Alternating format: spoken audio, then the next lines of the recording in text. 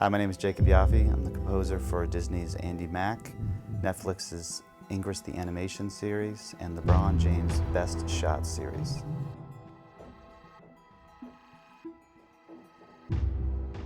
You know, I hear a lot of composer friends say, the first time I saw Star Wars, I knew that's what I wanted to do.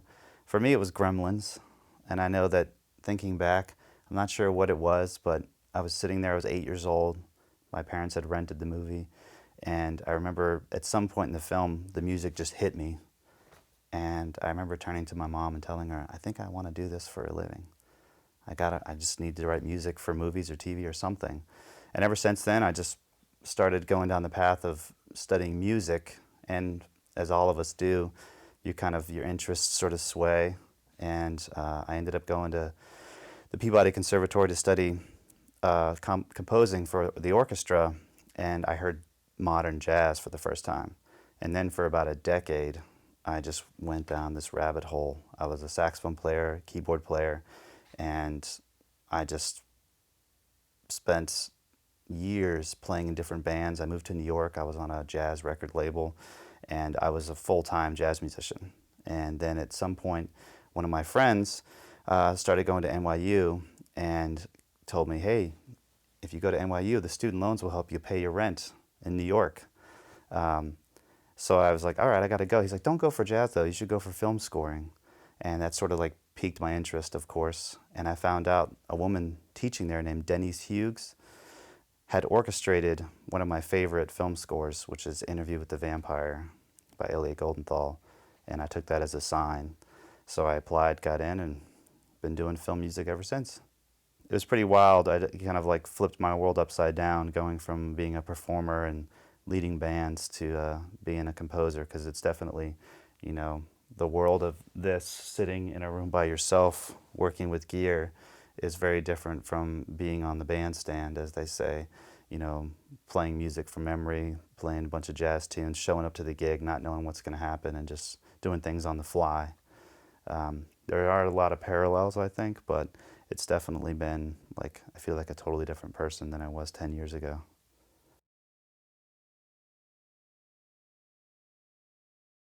That actually came from my agent. He came to me, I think it was like 2012, very early after I'd moved to LA, and he wanted to get into trailers, the company Score, and they, of course, need composers to write trailer music. And so he just asked me to start writing stuff. I had done a bunch of music, and he heard that it was, that a lot of my music was like big, and he thought, you know, you might have the ability to write trailers. And at first, you're just writing tons of music and it's going nowhere. I mean, there's a lot of people who want to do that, and a lot of amazing people, so there's kind of a glut of music, and it's hard to break through the noise. And at some point, I wrote one piece, and, you know, I'm sure everyone in trailer music has this story, one piece that got some real interest, and I remember it was for Iron Man 3, and it was so deep into the process. I was actually out of town, and he paid for me to fly back to LA to do revisions, because it was like, I don't know, a few days before Comic-Con, and it was like neck and neck with another trailer, and it looked like it was going to be the Comic-Con release. Didn't happen in the end, but that really got me excited, and kind of just said, okay, you know, I should take this more seriously, and I started just writing some trailer albums where you're just kind of playing off other pieces. And eventually, what really started it off was I wrote a piece for Star Wars. And the piece I wrote actually never got used, but that track got emailed around by a bunch of picture editors in town, and somehow my name just started popping up for people, and I started getting calls to do custom work, not just on Star Wars projects, but other things like The Jungle Book, Pirates of the Caribbean, Ready Player One, stuff like that. And it's been kind of exciting, because every trailer I think I've done, yeah, every trailer has been a custom scoring job, and not like kind of writing a track that gets licensed. It's more work that way. I'd love to do the licensed route, but it hasn't happened for me yet. Very rarely will they give you the footage. I mean, the footage is just so top secret. They're really terrified to give it out. Um, there have been a few times where I have gotten the footage, but most of the time, the deadlines are so tight. First of all, the cuts are changing like crazy. Often, it's really the best thing for me, I think, is if I can go to the trailer house, sit, watch through a bunch of footage, talk to the editor, ask them questions, because they always say like trailers, you got the three chapter format, but it's if it was that easy, then everyone would be landing trailers left and right. It's not actually easy at all. It's incredibly difficult, and there's such a fine line between what works and what doesn't, and what tone they want, and the kind of energy and the kind of sound, and what sounds modern, what sounds redundant, what sounds, or not redundant, what sounds cliche. It's all very subjective based on the footage. So if you can go in and see anything, even still images, I think that really helps a composer. Of course, then you have to go home, think in your mind, what did I see, and just pray to the gods of music that you get some inspiration quickly, because it's normally you go home and then within hours they need to be hearing something.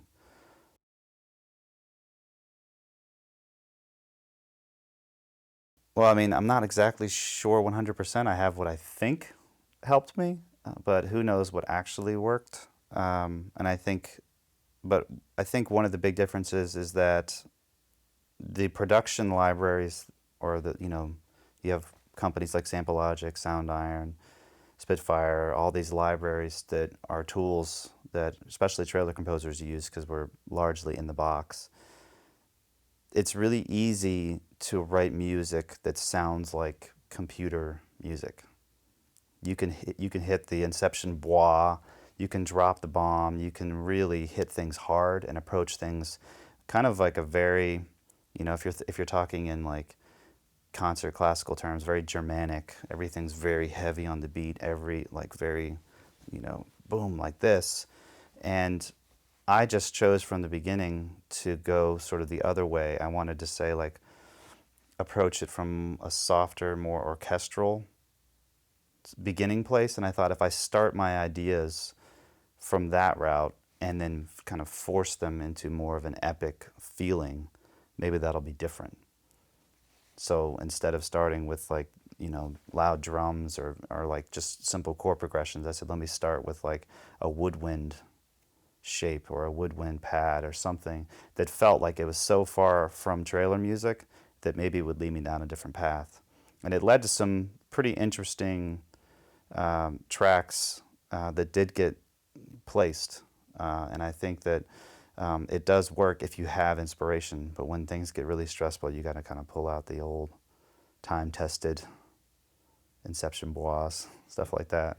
At this point, I feel like the trailer industry is almost like the short film industry. They're they're calling composers in to do kind of spotting sessions. You're sitting with, there's a producer assigned to a campaign, and they're kind of like a real producer for a film. And then the picture editor is really kind of like the director. And so you're working with like a filmmaking team. You guys are creating a short film, and you have the clients, the studios, and I mean, there's just crazy pressure. So I think the custom trailer route is always going to be there. And I think there's always going to be room for that, as so long as we have studios like Disney kind of, you know, putting out franchise films. You have something like Avengers, Star Wars. They have themes that people want to hear, even with the trailer. They don't want to hear just action music. They want to hear something that's like, okay, that is Star Wars, that is Avengers, that is Star Trek.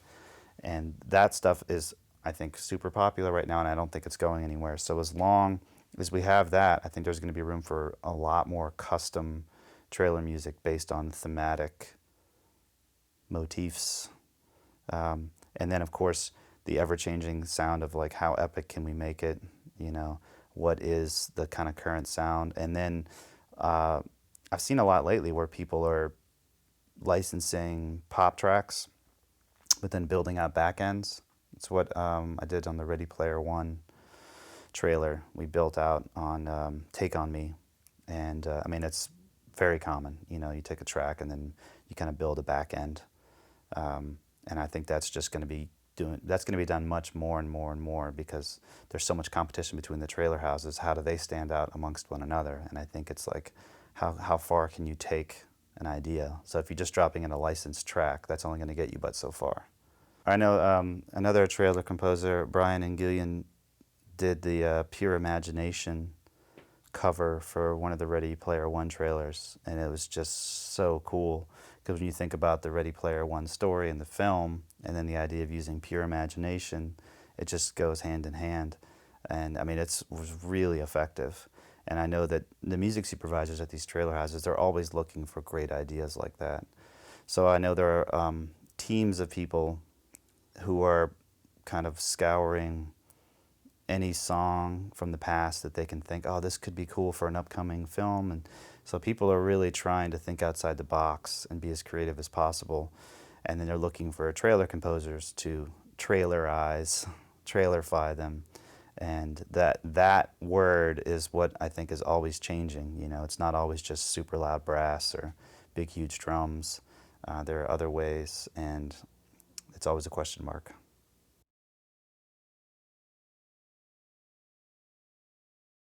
I think it's the same as composing for hire in general, and the sad part of it is that you just have to write a lot. You know, I think all of us would like to believe that, you know, you're Mozart and when you're 6 years old, you're just gonna, everything you do is gonna sound professional and at the highest level.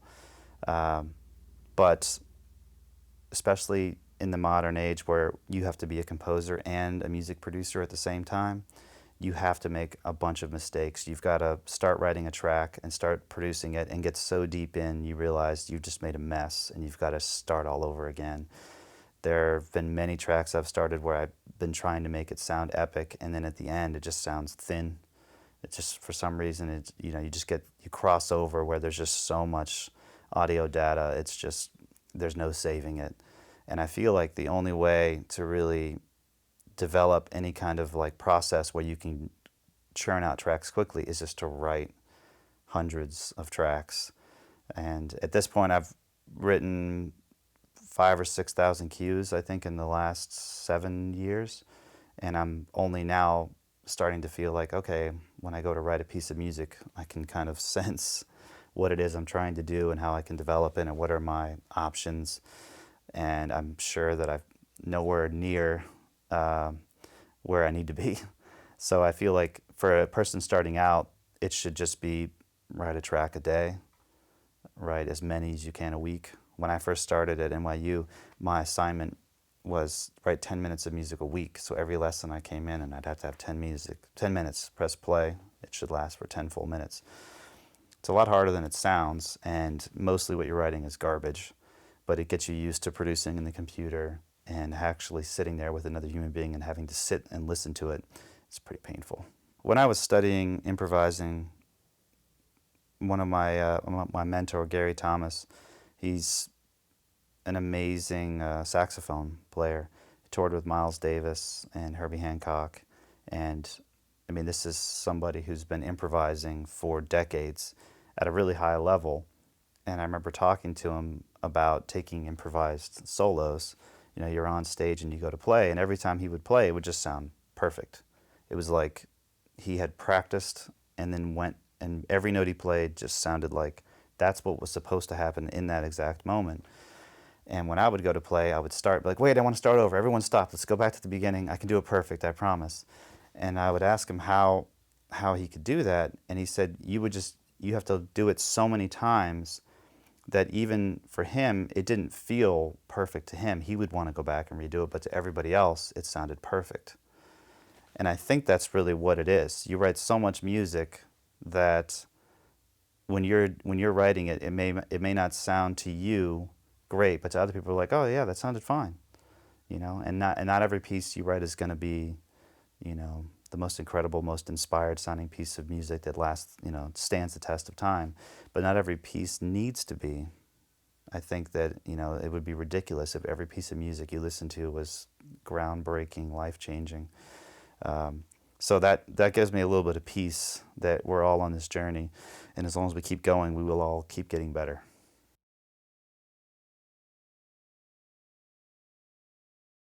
that's where I think the craft side, friends of mine get tired of me talking about this whole concept of art versus craft. And I really think that, we all want to be inspired, but often when you have deadlines and you have to write really quickly, you need to have developed your skills. You need to have craft to get you through even when you're not inspired. And getting a piece of music or getting a track written, however you want to describe it, you may have to find different ways in, because usually once we're inspired, once we're going, we can just go. But getting started is very difficult. And I think there are several different ways that people could begin a piece of music if they're not inspired in the computer, that they may not be aware of, because a lot of us nowadays are learning how to write not by hand, not the old school way. And I know that when I was studying composing in school, one of the things we do is, write down voicings of your favorite chords. Have a sheet that are just the strangest voicings.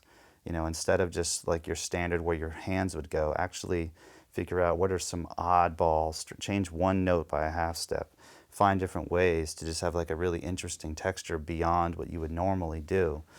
And then maybe flip the voicing upside down. Do things that just are very kind of practical, just to get yourself to start in a different direction. You hear composers, I heard Blake Neely once talk about, he just would force himself to write in a key signature that he didn't really ever write in. And it just makes you choose differently than you would otherwise. When you're composing by hand and you're using pencil and paper, sometimes they'll say like, well, just use your left hand to write some music. So it forces you to stay in a different range than you normally would, or just the right hand. Say, I'm just going to start with a melody instead of starting with chords. A lot of people now, we just start with chords. And it's all very much like, let me come up with a 4-chord loop and build. But there's so many different ways to write a piece of music that I think we forget, working in sequencers, that we all kind of start the same way. And then when we get stuck, we blame ourselves, when it's actually we're just doing the same process. So if you can sort of flip that a little bit, all of a sudden it opens up your natural inspiration.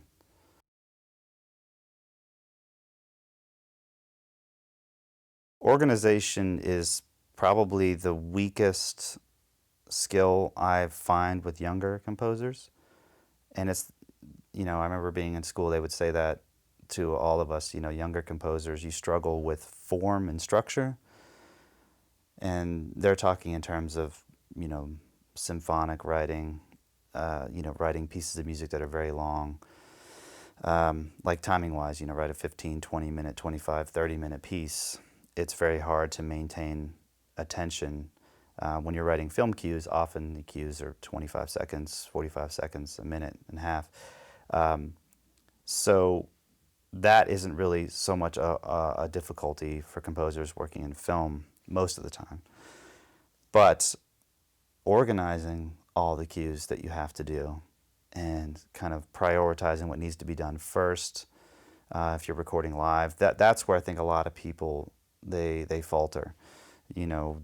Especially if you're working on television, you have an episode, it might have 30 cues, and you've got to turn that around really quickly. So you've got to go through the episode, make your list of all the cues, decide which cues are going to need musicians to record live. Okay, well, when are they going to record? Where are they going to record? How much time am I going to have to mix what they record?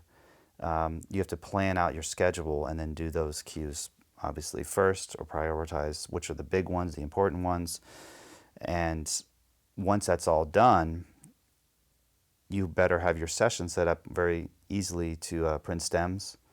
And then you're doing episodes. Andi Mack, for instance, we've done almost 60 episodes. And often the editors will use a cue from season 1, and they want the same sort of thing. So I need to be able to go find that original session, and I might want to use some of that material. But I know that when I first started out here, if I had to do that, I'd be digging on old hard drives. It would be such a mess trying to find it. And so when I found working with younger composers, often their sessions are, you can tell they're set up because based on their inspiration. The first track was the first instrument they wanted to play, the second one is the second instrument they wanted to hear, and it just sort of cascades down. But when you're actually working, it needs to be set up in the same sort of layout for stems. So you have, I like to set up my sessions in score order so that if I'm going to go conduct an orchestral session, in my mind everything is sort of the same as I saw it on the sequencer screen. And that way I know that every cue I'm writing, you know, I've got the woodwinds at the top and then the brass and so on and so forth down. And so when I'm going to compose, I know exactly where it is.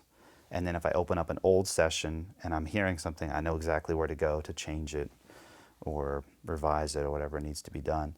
So sorry to talk so long, but the answer, I think, is organization. That really is kind of our new challenge as composers: file organization, session organization. I think when I first started, I really was against using templates or even having kind of reused sessions for anything. I wanted to start fresh on every piece of music because I wanted to be completely pushed into a different direction. And I think it kind of helped me kind of explore a lot of compositional ideas at the beginning of my career out here.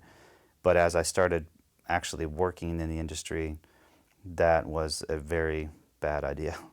You have to write so fast that I think you need to have those templates set up so that you can deliver very regularly for people very quickly, and you need to have those sounds at your fingertips, ones that you assign. So I think that's where sort of the craftsman, professional side of things enter. And when they hire you, you build a sound for a series or something, and that's the sound, and they expect that sound to be maintained throughout. And I feel like, that the template setup is actually a big part of composers' life nowadays. And I think that having done templates, then you know when you're starting from scratch why you're doing it. And I think that it's fine. Like, you know, sort of like that whole thing, like you learn the rules so that you can break them. And if you know the rules, then you're cool. But I was struggling, like I said, when I first got my first couple TV show gigs. You just started feeling like, I started feeling like I was drowning. I was like, man, this is like, you know, not how I'm used to doing it. I'm used to, like, you know, living and breathing this cue, and just every little ounce of idea I have, I just go down a rabbit hole with, but you don't have time for that. And so the templates really were something I was hesitant to adopt, but I think they're very important. And then when I do start from scratch, it might be on a new project or something that's just kind of a one-off gig. If you're working on a commercial or trailer or something, you don't necessarily have to have a template. But this is, purely for, I think, for television. You know, it's kind of like a great idea. It's very hard. You know, I was told when I first moved here, I was told by an older composer, just push in the general direction you want to go and see what gives. And because you have to find where you fit, and you know, I think a lot of people move here and they have ideas of what they want to do, but sometimes there isn't room for a new person to be in that. But you might find a place in video games, or you might find a place in trailers, or whatever it is. But I think if you kind of like close yourself off, that's not a smart move at first. But I do think as time goes on, you have to learn to start saying no. It's a hard lesson. I'm still learning it. You know, you made me think of a conversation I had with an older composer about 10 years ago. I wanted to come out here and do film music, and he said, you know what, you've had enough experience in doing music that it makes sense for you to go out there now. And he was lamenting the fact that film scoring now, you have people going and getting an undergraduate degree in film scoring and then moving here and diving into the industry when they're, you know, 21, 22 years old.